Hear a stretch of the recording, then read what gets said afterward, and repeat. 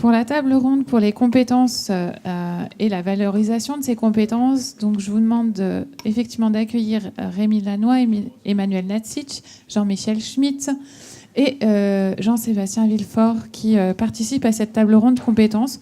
Pour nous, c'était important d'avoir, en conclusion de cette journée, avant une conclusion qui est plus générale sur la notion de productivité, de compétitivité du secteur de la construction, de parler notamment de ressources humaines et de compétences. Puisque je crois que certaines personnes se plaisent à dire que le BIM, c'est 80% d'humains et 20% de logiciels. Donc dans les 80% d'humains, on parle bien de process, mais il y a la notion aussi de savoir de quelles compétences ils ont besoin. Il nous semblait intéressant d'avoir un certain nombre d'acteurs autour de la table pour en discuter. Je vais essayer de vous trouver un deuxième micro. Mais d'ores et déjà, la première question est assez bête. C'est est-ce qu'il existe des compétences BIM ? Parce souvent, on entend parler justement je suis BIM manager, je suis BIM quelque chose, comme s'il y avait une autoproclamation au niveau de ces compétences BIM. Est-ce qu'il existe vraiment des compétences BIM ? Quelle est un peu votre position ? Quelles sont vos actions par rapport à cette notion de compétence ? Monsieur Jean-Michel Schmitt. Je vous remercie. Juste un peu d'humour. Vous m'adressez la première question qui est une question bête, donc si Non, mais c'est pas grave du tout. Bon, mais je crois pas que vous ayez donné le micro au bon interlocuteur, parce que moi, c'est pas moi qui vais vous parler de technique du BIM. On s'inscrit vraiment dans la boucle vertueuse. Je fais souvent référence à René Ricol, qui a été le premier commissaire au grand emprunt il y a une dizaine d'années. Il disait qu'il faut qu'on fonctionne maintenant dans un cercle vertueux qui est de mettre recherche, entreprise, formation en temps réel. Donc, nous, tout ce qu'on peut faire au niveau de l'éducation nationale, je suis inspecteur général de l'éducation nationale et j'ai en charge les diplômes du BTP, c'est de faire, si on peut dire, de la médiation pédagogique par rapport à une commande et puis être en ligne par rapport à ce que mon ministre Jean-Michel Blanquer, qui est très attaché à la formation professionnelle, c'est le dossier prioritaire avec la réforme du lycée. Et j'aime bien quand il dit avoir un diplôme, c'est bien, un métier, c'est mieux. Donc, on ne va pas faire des diplômes éducation nationale pour se faire plaisir. Mais il faut qu'à chaque fois qu'on fait évoluer un diplôme, on soit vraiment en phase avec ce qu'on attend dans l'entreprise. C'est-à-dire que derrière, il y a de l'employabilité. On sait bien que dans les familles, c'est le problème numéro un pour tous ceux qui ont des enfants, savent que s'insérer dans la vie professionnelle, c'est pas simple. Puis durer aussi, comment on va devoir évoluer dans le temps. Là aussi, il y a un changement de posture. Il faut regarder tout ça avec beaucoup d'humilité. Et puis j'aime bien aussi donner une dynamique. On a pas mal de séminaires en ce moment qui traitent du numérique. Quand je vois BIM pour tous, ça correspond vraiment à notre slogan. Qu'on soit dans une structure apprenante. C'est-à-dire qu'on regarde ça avec beaucoup d'humilité, beaucoup d'agilité, comme on dit maintenant. Et puis qu'on ne préempte pas trop l'avenir par des certitudes en écrivant les référentiels. Ce matin, par exemple, j'étais avec une équipe d'inspecteurs qui est en train de revisiter tous les CAP du bâtiment. Et ils étaient justement sur la couche numérique. Qu'est-ce qu'on met dans un CAP ? Est-ce qu'il faut en mettre ? Je pense qu'il y a quelques années, il y en aurait qui auraient bondi en disant « mais non, c'est pas pour eux ». Quand on voit BIM ensemble, là aussi, il y a une dynamique qui est impulsée par notre ministre qui est de créer des campus des métiers et des qualifications. C'est-à-dire pour incarner le décloisonnement vertical et dans une même structure, aller du CAP jusqu'au diplôme d'ingénieur, et les écoles d'architecture sont dans ces campus. Et pour revenir à ce que je disais tout à l'heure, des campus sur le BTP, le principe est parti il y a quelques années. Certains ont voulu se lancer dans la notion de campus sans avoir bien maturé leur projet. On a mis un peu plus de temps à monter des campus du BTP. Là, ça part. Il y en a dans beaucoup d'académies. Et si dans vos régions, il y a des campus des métiers, des qualifications dédiés au bâtiment, eh bien, les appellations sentent le futur. Il y a de l'ambition. Notre ministre dit aussi, dans la voie professionnelle, je veux des campus qui soient des Harvard de la voie professionnelle. ça comporte des exigences de réussite, l'excellence dans la voie professionnelle. Et le numérique en fait partie et sert aussi de déclencheur pour travailler autrement et puis donner une autre perception des métiers aux jeunes. Quand je vais, par exemple, dans un établissement où il y a les coulisses du bâtiment, quand on reçoit des élèves de 3e dans un lycée du bâtiment en leur montrant un masque immersif, leur dire comment ils travailleront certainement demain avec leur diplôme, puis qu'on les emmène ensuite aller voir le chantier où il y a les brouettes et les bottes, ils voient les brouettes et les bottes différemment. Ils trouvent qu'ils sont dans un métier où ils sentent qu'il y a de l'histoire, une aventure intéressante. Et ça aussi, c'est un gros challenge pour nous, parce qu'il y a beaucoup de demandes, je crois, au niveau de l'entreprise. Et nous, on a beaucoup de jeunes qui risquent de rester sur le bord de la route en prenant certaines filières. Là, dans le bâtiment, eh bien, il faut qu'on les attire. On est en train de travailler sur les secondes professionnelles par famille de métiers. 3 familles qui sont retenues pour la rentrée 2019, dont celle du BTP, où on a regroupé 6 bacs pro. Mais oui, ça concerne en seconde un peu plus de 4000 élèves. À côté de ça, il y a 2 autres familles qui relèvent du tertiaire, avec entre autres le fameux bac gestion et administration. Le ministre l'a qualifié de trappe à chômeurs. Là, il faut qu'on réduise la voilure. Puis un autre qui va être de la logistique. On est sur des flux de 27 000 et 34 000. Et on a des gars, on a 4 000, et puis de l'autre côté, c'est plusieurs dizaines de milliers de jeunes qui n'ont pas tous des parcours aussi intéressants que dans les métiers du BTP. Donc voilà ce que je peux vous dire pour le moment. On intègre, et avec plaisir, parce que je vois que les enseignants, en général, quand on fait une réforme, surtout dans l'éducation nationale, tout le monde donne son avis, mais si on ne lui demande pas, il y a au moins la moitié qui est pour et puis une grosse moitié qui est contre. Là, on avance dans la tranquillité, avec détermination. On a rentré depuis 3 ans du numérique dans les épreuves du bac pro. L'année prochaine, là, on va rentrer carrément où on devra opérer sur une vraie maquette BIM. On avait commencé avec du BIM PDF, avec des visionneuses.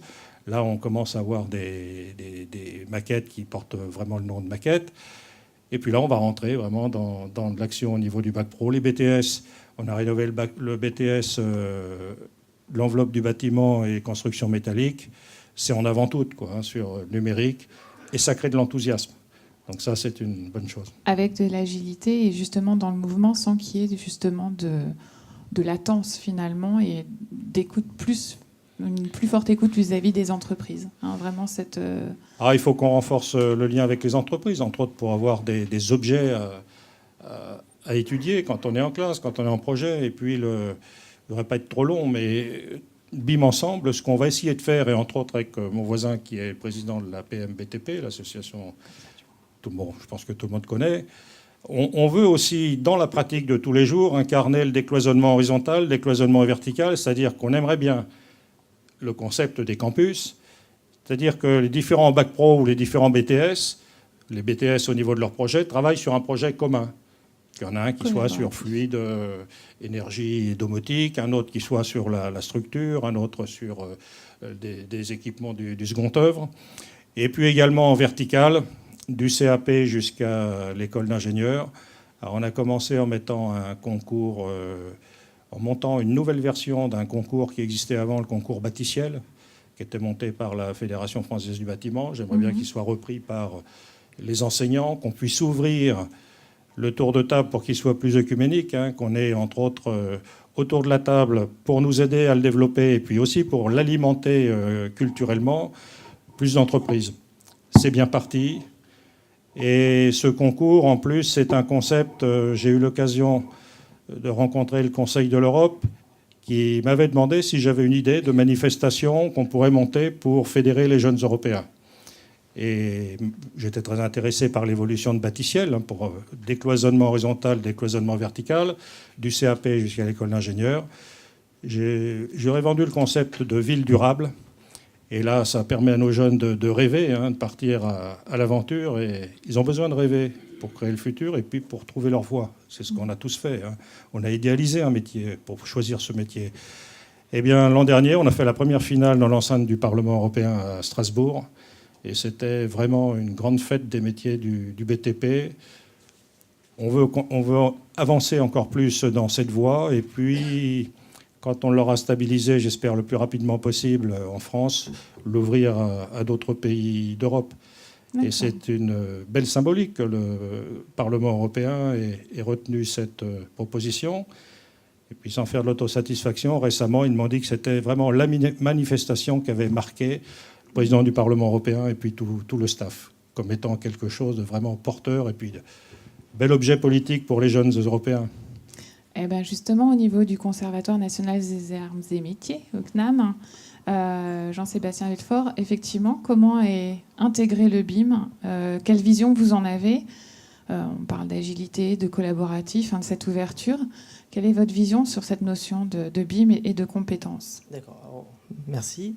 Bon, alors je parle avec ma casquette de professeur du conservatoire. Donc effectivement, c'est un sujet qui a émergé en fait, mais pas de notre géniale pensée de professeur, mais du marché. Alors le CNAM est assez connecté avec la vie professionnelle, puisque nous faisons de la formation continue des adultes et puis de l'alternance. D'ailleurs, un des premiers thèmes sur le BIM qu'on a eu à Besançon, c'était précisément la chaufferie, puisqu'on avait une licence en apprentissage là-bas, une des premières sur le BIM au niveau licence. Voilà, donc nous, l'expérience qu'on a maintenant depuis à peu près 2012 sur ce sujet-là, c'est que ça va très vite. La première difficulté qu'on a eue, c'est finalement l'expression du besoin des entreprises. Au début, beaucoup d'entreprises avaient, disons, on sentait qu'ils avaient des besoins, mais ils avaient du mal à le formaliser. Donc, quand l'entreprise a du mal à formaliser un besoin de formation, pour nous, c'est déjà un peu plus complexe. Alors, pourquoi je dis du mal à formaliser? C'est-à-dire qu'au-delà de l'intention, une fois qu'on parle des contenus, des objectifs un peu pratiques à atteindre, c'est tellement divergent qu'il est difficile de ressortir une formation un peu cohérente. Voilà. Donc, là, je crois que... Mauvaise, on parlera aussi après, peut-être sur le master de l'ESTP et de la NPC, mais au début, ça a été des laboratoires. On essayait, puis vous voyez ce qui sortait. Donc, en termes, nous, de compétences de formation, pour faire des formations, je pense qu'on a plus de recul, mais je pense qu'on a encore besoin de bien cibler par métier les compétences attendues.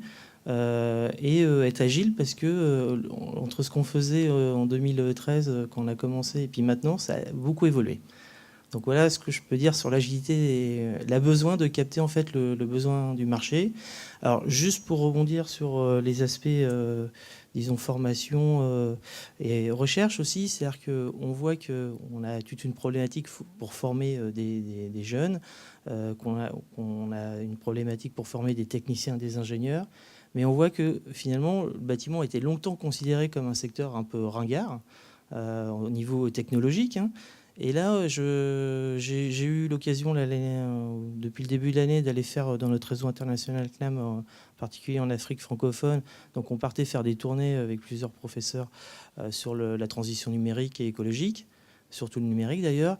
Et du coup, alors que ça n'intéressait quasiment personne, même un professeur de statistique s'est intéressé à ce qu'on racontait. Donc on voit que ça agrège un peu des compétences qui n'étaient pas vraiment dans le bâtiment avant, donc en particulier des statisticiens qui s'intéressent à l'architecture et à la valorisation des données, à leur visualisation, des choses comme ça. Et en fait, pour eux, c'est aussi des terrains de recherche, d'expérimentation, d'investigation. Voilà, et donc je aussi fait un tour d'horizon assez large sur ce qu'on attend, ce que nous on attend des entreprises pour monter des formations compétences. Après, il y aura, je crois, des petits sujets sur le côté opératif de la formation. C'est-à-dire que c'est pas si simple pour les organismes de formation, les écoles, les lycées, les formateurs de suivre la machine parce que ça va très très vite, quoi. Voilà. Du coup, on entend que c'est très mouvant. Compétences métiers, compétences BIM. Est-ce qu'il existe des compétences BIM? Est-ce que c'est stable, pas stable, consolidé, pas consolidé? Comment ça se passe? Alors, si on part du préambule où on dit si on veut s'attacher au BIM sur le métier, il va falloir évidemment travailler sur cette problématique, la problématique, le BIM métier, la métier. La réponse est non. Enfin, le BIM n'est pas un métier, c'est une composante de métier qui existe aujourd'hui. Et demain, un ingénieur sera toujours un ingénieur, un architecte sera toujours un architecte. Et ça sera vrai pour les autres métiers. Là où ça devient plus intéressant, et c'est aussi là un peu la grande richesse de la formation en France, que ce soit sur la formation initiale en lycée, en école d'ingénieur, en école d'architecte, ou dans toutes les écoles qui peuvent délivrer des diplômes, on a à côté de ça la possibilité de travailler sur des compétences qui sont liées à de l'enrichissement de métier. C'est le but des masters professionnels, masters spécialisés. Là, pour le coup, celui que je représente, celui des ponts et de l'école et de l'ESTP, est un master spécialisé qui, à partir d'un métier qu'on connaît et qu'on pratique, on va venir accrocher des compétences complémentaires pour justement intégrer la dimension numérique, la dimension BIM, dans son propre métier. Et là, on va dire qu'il n'y a pas de référentiel harmonisé, il y a des référentiels qui sont liés à la formation que l'école délivre. Donc ça peut être très intéressant quand on est sur, on va dire, pas des microcauses, mais en tout cas des scopes qui sont suffisamment connus mais peu étendus. Dès qu'il s'agit d'aller comparer les compétences qu'on peut délivrer, les compétences qu'on peut avoir dans telle ou telle, on va dire, formation, là, on va dire que la comparaison est très difficile. Et c'est pour ça que quand on parle d'un rôle de BIM manager, d'un rôle de BIM coordinateur dans une entreprise, on peut avoir du mal à positionner réellement, finalement, non pas les compétences que la personne a, mais en tout cas le rôle qu'elle va jouer dans un projet. Il n'y a pas de BIM sans projet. Donc, voilà, l'harmonisation des référentiels va être un sujet. Et va être un sujet, c'est pas le présent progressif, c'est le présent, c'est un sujet sur lequel il va falloir qu'on travaille à la fois avec les personnes qui, on va dire, sont sur la formation initiale, les gens qui sont sur la formation continue, et qu'on arrive à trouver, on va dire, une labellisation de ce qu'on pourrait appeler une compétence, un corpus de compétences qui est lié à un rôle BIM manager, un rôle BIM coordinateur ou d'autres rôles qu'on peut définir en fonction d'une composante numérique qu'on peut apporter dans un métier qu'on connaît déjà. Donc ça, c'est peut-être le rôle, c'est certainement le rôle de Munich Smart France, en tout cas pour les années à venir. Emmanuel, sur la partie de l'ESITC Paris, comment se passent effectivement ces formations, enfin, quelles formations et quelles compétences par rapport au BIM? Je cautionne tout ce qui a été dit avant. C'est extrêmement compliqué de monter des plans de formation quand en face de nous, les professionnels nous disent on veut quelque chose, mais quand on pose la question quoi, on nous répond ça on ne sait pas. Pour faire simple, quand on fait un référentiel de formation, il faut bien avoir en tête qu'on ne le fait pas pour un an.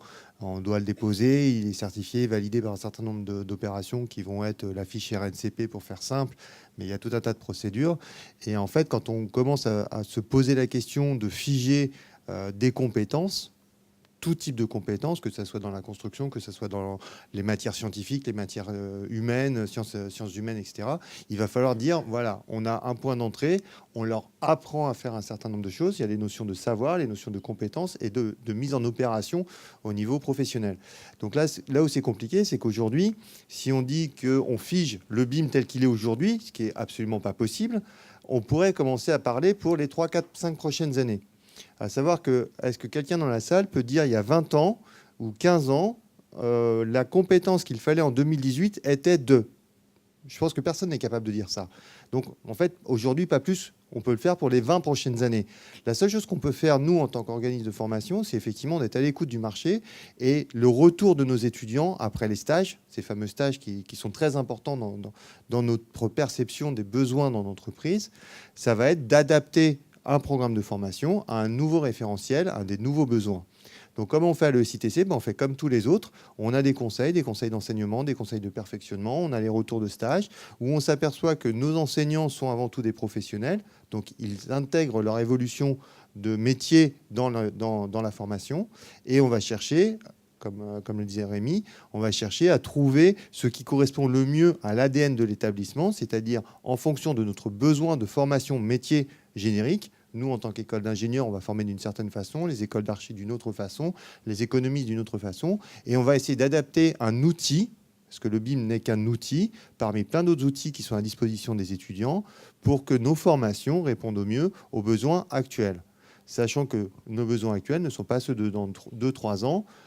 Enfin, tout l'après-midi, toute la journée, ça a été montré. Tout évolue.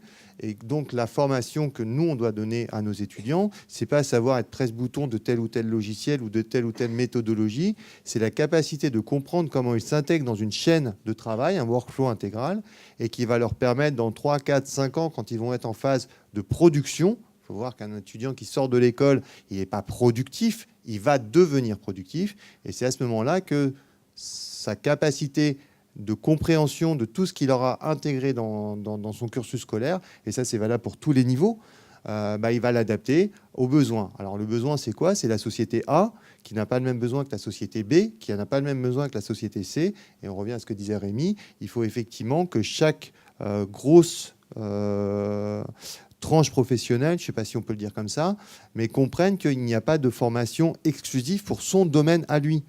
Quand on fait de l'ingénierie, on a la même formation que quand on fait du chantier.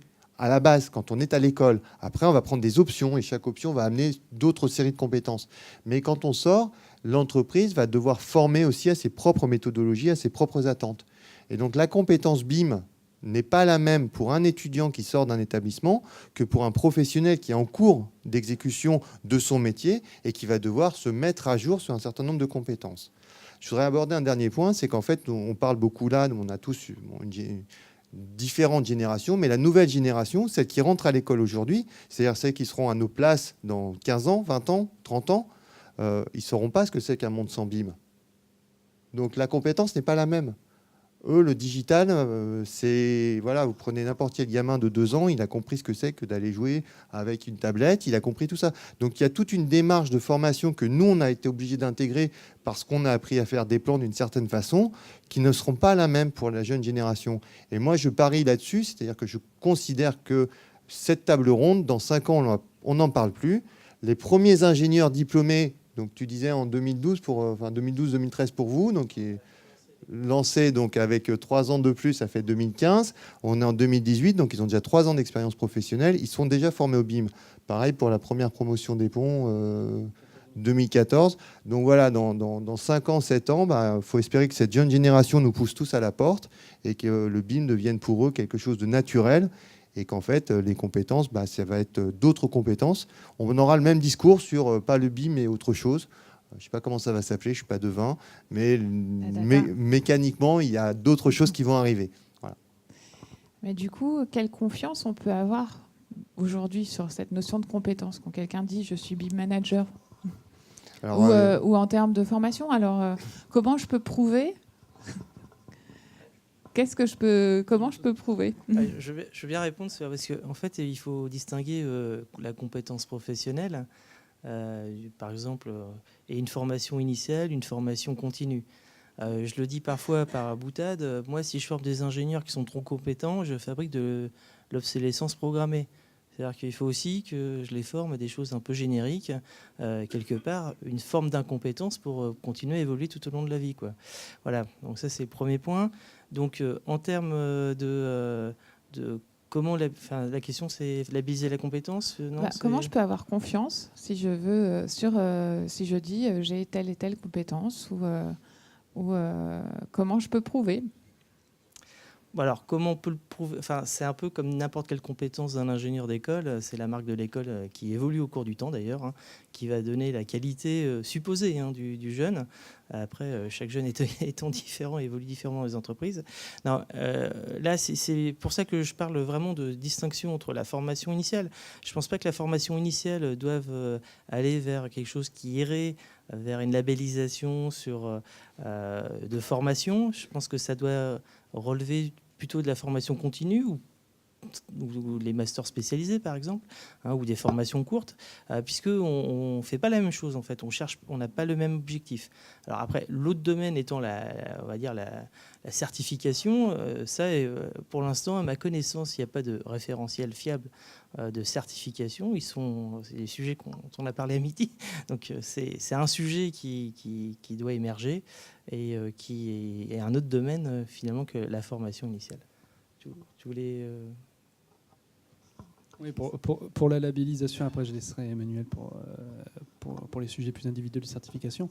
Il est clair que si on se tend vers la labellisation de formation continue, il faut aussi créer dans ces structures de référentiel des sujets qui sont liés à justement ce qu'on appelle le BIM en soi est un sujet qui est outil, très bien, un sujet. Le BIM est un sujet qui est process, ok, c'est un autre sujet. Le BIM est un sujet qui est lié à de la stratégie de développement, d'entreprise, d'innovation, ok, encore un autre domaine. Donc tout ce qui est attrait à la structuration pour des labels de formation va devoir forcément passer par une vraie réflexion sur quels sont les impacts aujourd'hui du numérique dans les entreprises, impacts tant individuels que organisationnels et opérationnels. Et ça, c'est un travail qui va nous prendre un certain temps et qui, je pense, va être captivant, passionnant. Jean-Michel Schmitt. Alors là, je ne vais pas parler au même niveau, me mettre sur la voie pro et revenir un petit peu sur les SECPA. La transition numérique dans le bâtiment bouscule nos habitudes de formation et puis surtout construction des compétences par un élève. Dans les années 80, quand on a eu la transition numérique dans la mécanique, c'était de l'enseignement traditionnel, tout s'apprenait avec un enseignant dans un contexte habituel. Là, avec le numérique dans le bâtiment, c'est autre chose parce qu'on touche un objet qui fait partie de leur vie quotidienne. Et on voit se développer un concept qui n'existait pas dans les années 80 pour la mécanique, des clubs BIM dans des lycées pro, où des gamins viennent pour s'amuser, mais en fait pour apprendre tout seul. Parce que maintenant, au niveau des logiciels et puis de l'apprentissage, eh bien, il y a pas mal d'outils qui permettent d'avancer seul, ce qui ne veut pas dire qu'on le fait sans enseignant. Et l'enseignant a vraiment une posture de maître, presque au sens du maître grec, qui donne du sens aux apprentissages qu'on a pu tangenter comme ça par la pratique. Mais faire pour apprendre, c'est quelque chose qui se développe. Et on voit des gamins comme ça qui demandent même au proviseur d'ouvrir le lycée pour avoir accès aux ordinateurs pendant les vacances scolaires. Ils viennent bimiser leur maison, l'appartement, un petit coup d'archi-wizard derrière pour expliquer aux parents « Ah bah si on faisait ça, si on faisait ci ». C'est-à-dire qu'ils ont déjà changé de posture, quoi. Ils sont... On disait tout à l'heure, c'est la structure apprenante. Un apprenant est quelque part aussi un formateur.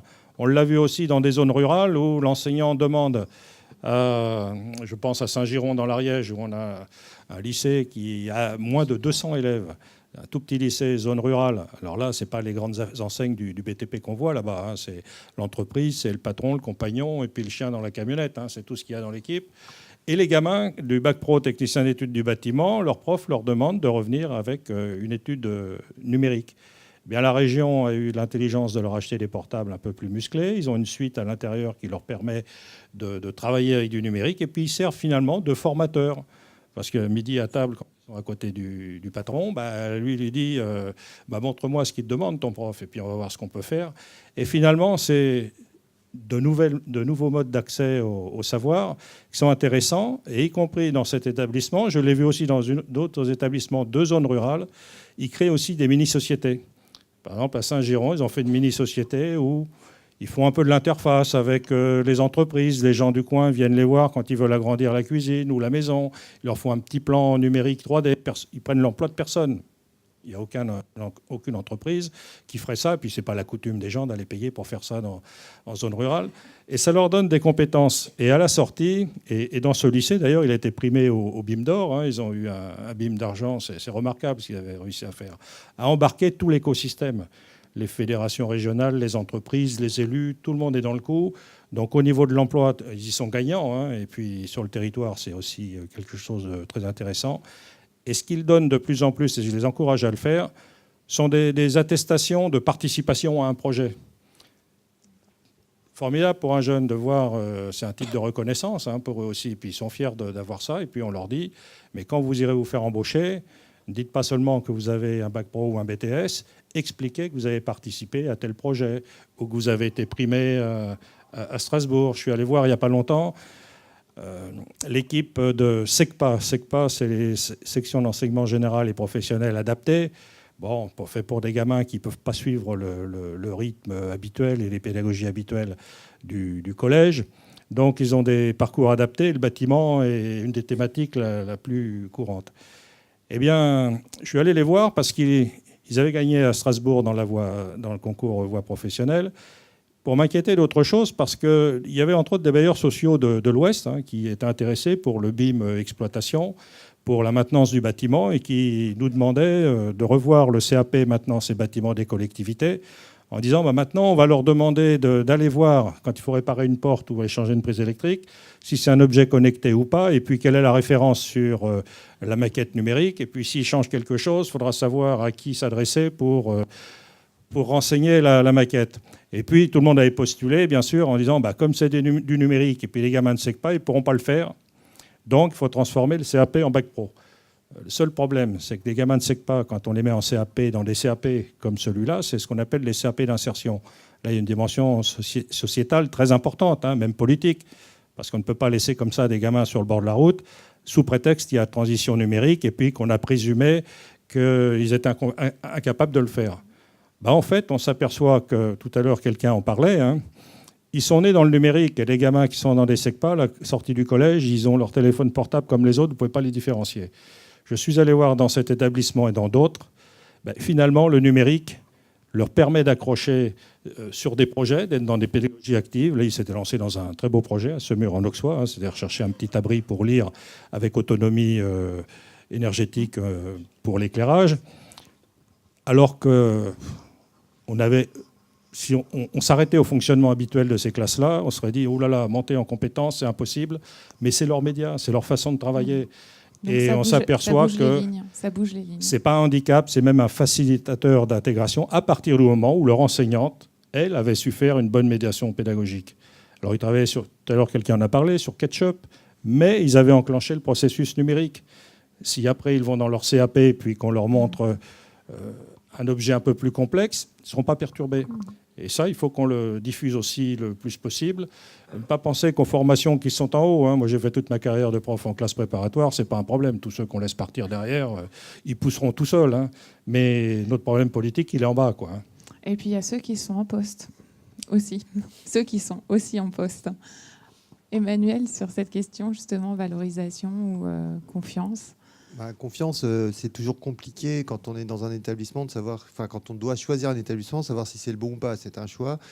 Faut pas se leurrer. C'est du business, c'est du marketing. Tout à l'heure, Jean-Sébastien disait c'est la marque d'établissement.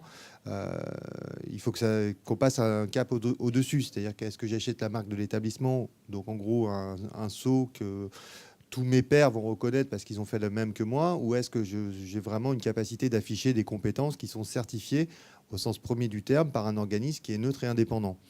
Là, la question, elle se pose vraiment. Aujourd'hui, on voit apparaître un certain nombre de certificateurs, d'organismes certificateurs qui proposent des certifications basées sur des référentiels de compétences qu'ils ont sortis eux-mêmes, on ne sait d'où, on ne sait comment, et ils vendent ça comme on vendrait n'importe quoi. Vous passez quelques jours en formation dans l'entreprise XYZ et on va vous sortir une certification d'entreprise XYZ. Après, qu'est-ce qu'elle vaut cette certification? On n'en sait rien. Donc, est-ce qu'il y a une possibilité ou pas de certifier? La réponse, on pense qu'elle est oui. Elle est oui, à condition qu'on ne fasse pas tout seul dans notre coin.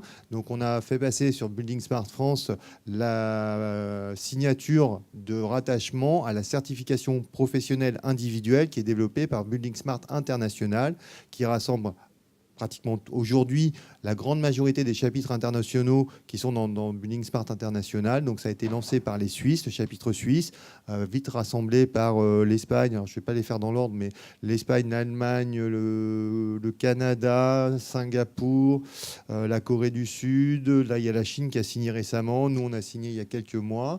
Et le principe était de dire, on fait une certification au niveau international où ces compétences-là sont reconnues dans tous les pays.